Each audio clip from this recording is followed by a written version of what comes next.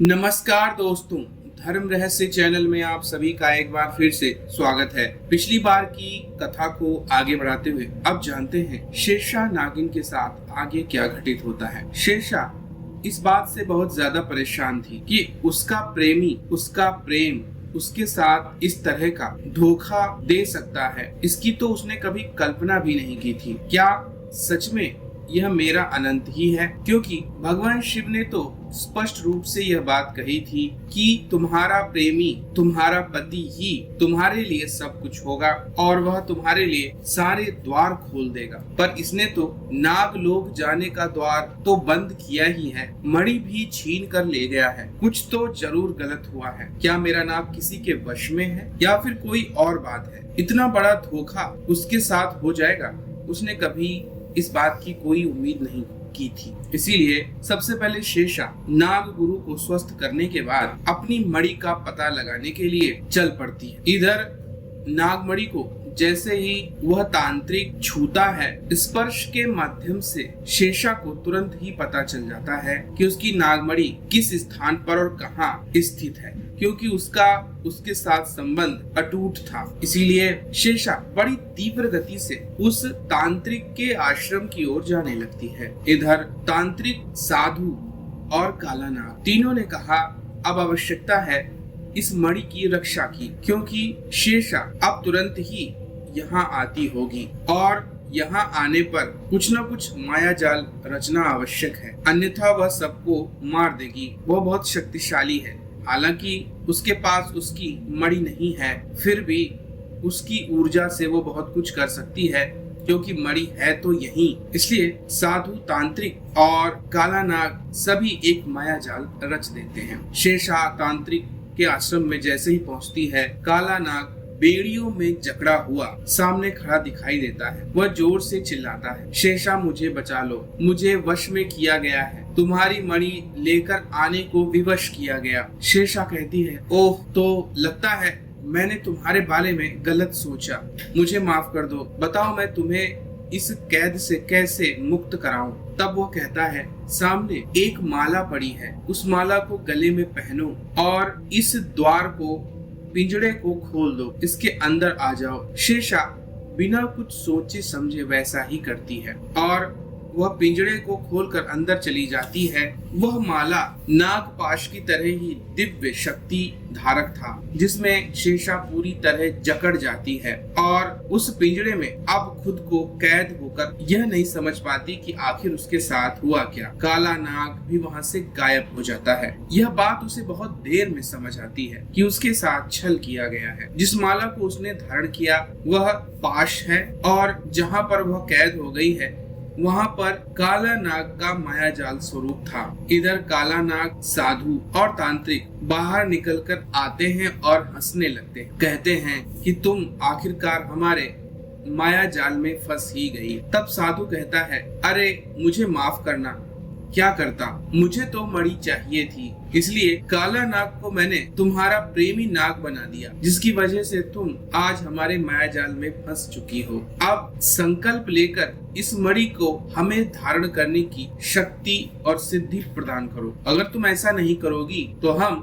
तुम्हें चीलों के बीच में छोड़ देंगे और चीलें तुम्हें काट काट कर मार डालेंगी। तुम्हारी मृत्यु हो जाने पर नागमणि स्वयं हमें प्राप्त हो जाएगी, लेकिन हम नहीं चाहते कि ऐसा हो, इसलिए तुम स्वयं अगर इसकी शक्तियां हमें प्रदान करोगी तो ज्यादा अच्छा होगा। हम तुम्हें जीवित छोड़ देंगे। किंतु शेरशाह उनके सामने नहीं झुकती है और कहती है, चाहे तुम मेरे साथ कुछ भी करो, किंतु मैं अपनी नागमणि को तुम्हें नहीं सौंप दूंगी, क्योंकि जब तुमने इस नागमणि के लालच में मेरी जैसी नागिन के साथ धोखा किया है तो पता नहीं जगत में कितने लोगों के साथ कितना बुरा करोगे। और यह मणि बहुत अधिक शक्तिशाली है, इसकी शक्ति के कारण ही मेरी सारी सिद्धियां हैं, इसलिए मैं तो इसे नहीं देने वाली। तब साधु और तांत्रिक उसे कई तरह से डराने की कोशिश करते हैं, लेकिन शेरशाह उनकी किसी बात से भी नहीं घबराती है। आखिरकार तांत्रिक कहता है, इसे अब चीलों के बीच छोड़ देना ही सही रहेगा।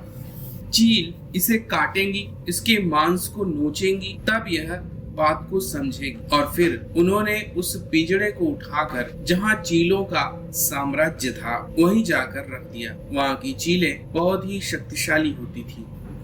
चीलों ने अपने बीच में एक नाग को देखकर उसे खाने की चेष्टा करना शुरू कर दिया। सब की सब उस पर झपट्टा मारने लगती। उनसे वह घायल होती गई। उसके शरीर के हर अंग से खून निकलने लगा। वह रोने लगी और भगवान शिव को याद करने लगी। आपने मुझे वचन दिया था प्रभु, मेरी रक्षा के लिए मेरे नाग को भेज दीजिए। आपने मुझे देवी बनाने का वचन दिया था, किंतु मैं तो यहाँ पर अपने प्राण भी नहीं बचा पा रही हूँ। चीलों ने बहुत बुरी तरह शेषा को घायल कर दिया था। कुछ ही देर बाद शेषा के बेहोश होते ही चीले उसके शरीर को नोच नोच कर खा जाती। इसलिए अब शेषा के पास कोई विकल्प नहीं था और घायल हो जाने के कारण अब शेषा अचानक बेहोश हो जाती है कि तभी उसकी रक्षा के लिए वहाँ पर एक शक्तिशाली नाग आ जाता है जो अपने मुख से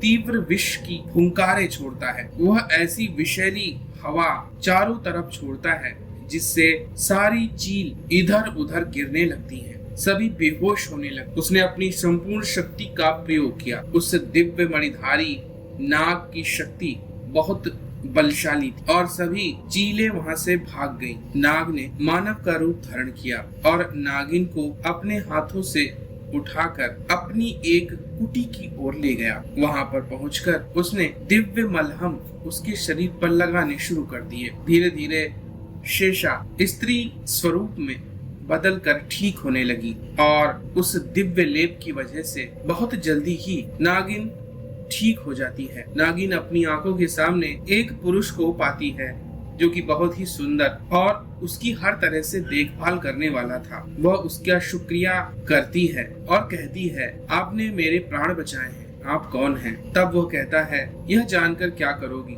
मेरा कार्य था कि मैं किसी की रक्षा अवश्य करूं। मैंने आपको देखा, आप एक नागिन हो और आप पर बहुत सारी चीलें हमला कर रही थी, इसीलिए मैंने आपकी रक्षा की। तब वह कहती है, कृपया आप अपना नाम तो बताइए। तब वह कहता है, मेरा नाम अनंत है। यह सुनते ही शेषा के आंखों से आंसू आने लगते हैं। वह बड़ी तेजी से उसके गले लग जाती है और फिर उसे सारी बात बताती है।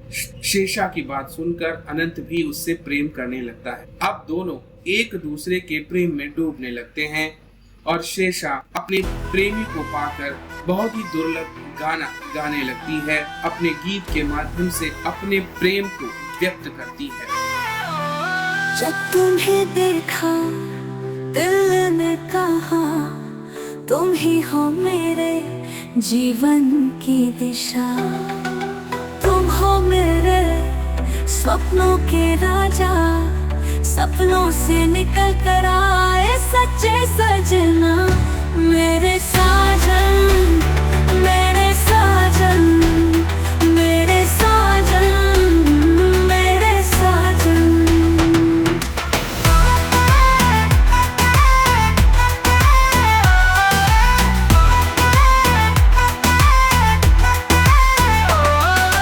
तेरे संग जीना अब मुझे है प्यारा, तेरे बिना अब जीवन है अधूरा। तेरी बाहों में पाया मैंने सुकून, तू ही है मेरी जिंदगी का जुनून। मेरे साजन, मेरे साजन, मेरे साजन, मेरे साजन।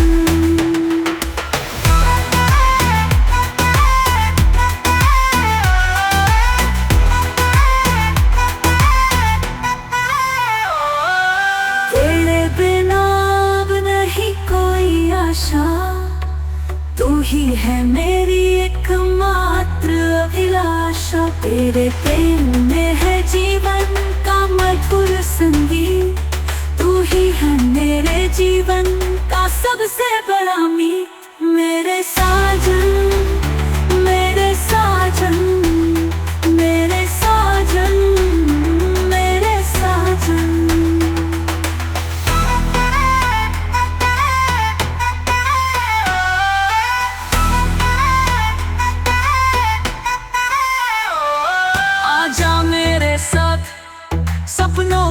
सफर में, जीवन की हर खुशी अब तेरे ही घर में। तेरे बिना जीवन अधूरा अब हो जाएगा पूरा। तू ही है मेरी दुनिया, तू ही है मेरा गुरूरा। मेरे साजन, मेरे साजन, मेरे साजन, मेरे साजन। तेरे साथ अब है हर दिन खास, तेरे बिना जीवन है उदास। तेरे प्रेम में खो जाती हूँ, तू ही है मेरा जीवन, तू ही है मेरा आस। मेरे साजन, मेरे साजन, मेरे साजन, मेरे साजन। शेषा और अनंत अब दोनों एक दूसरे के हो चुके थे, लेकिन समस्या थी नागलोक में प्रवेश करने की। तब शेषा कहती है, बिना मेरी नागमणि के हम दोनों इस दुनिया से अपने दुनिया में नहीं जा सकते हैं, इसलिए आवश्यक है कि नागमणि को वापस प्राप्त किया जाए। तब नागराज अनंत उससे कहता है, ठीक है, लेकिन इसके लिए अगर तुम्हारे साथ माया जाल रचा गया तो हमें भी माया जाल रचना होगा। चलो उसी स्थान पर जहाँ पर तुमने प्रथम बार भगवान शिव की आराधना की थी, वहीं से हम लोग अपने माया जाल का प्रारंभ करते हैं।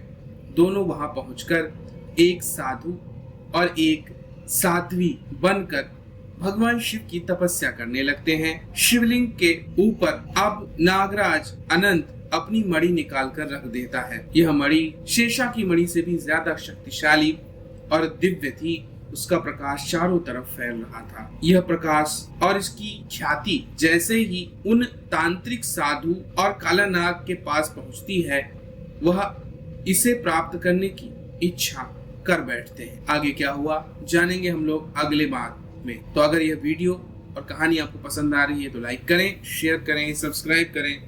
आप सभी का दिन मंगलमय हो। जय मां पराशक्ति।